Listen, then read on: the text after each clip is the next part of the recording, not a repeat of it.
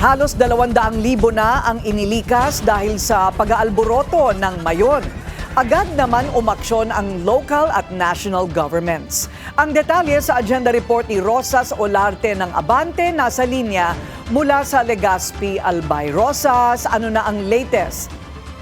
Corina, nagtulungan na ang mga ahensya ng gobyerno tulad ng DPWH Bicol na inatasan ni Secretary Vince Dizon na paspasan ang clearing operation sa bahagi ng National Highway ng Kamalig at Ginubatan Albay na binagsakan ng abo mula sa Bulkang Mayon. Maging ang provincial government ng Sorsogon, Coast Guard Bicol, Bureau of Fire Protection, PNP Bicol at ilang LGU ay nagpadala na ng gamit, pagkain at mga tauhan para sa clearing activities. Apektado ng ashfall ang water supply sa 41 barangay ng Ginubatan Albay, kaya nagsasagawa ng water rationing at desalination ng tubig sa mga nakapilang residente. Nararanasan ngayon ang water shortage lalo na sa Barangay Poblacion at Barangay San Rafael ayon kay Ginubatan Mayor Gemma Onghoko.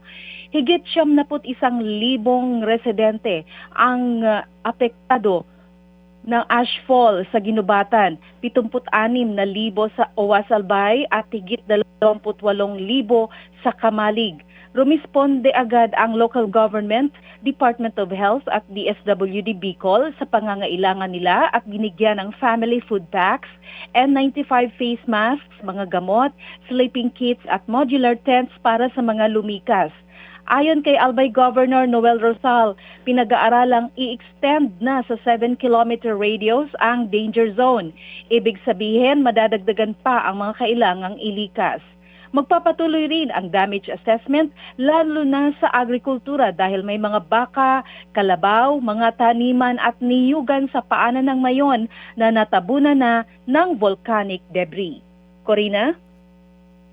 Maraming salamat, Rosas Olarte ng Abante nasa linya mula sa Legazpi, Albay. Manatiling nakatutok sa Bilyonaryo News Channel. Sumubaybay sa aming social media accounts at mag-subscribe sa aming YouTube channel para sa mga bago at eksklusibong balita.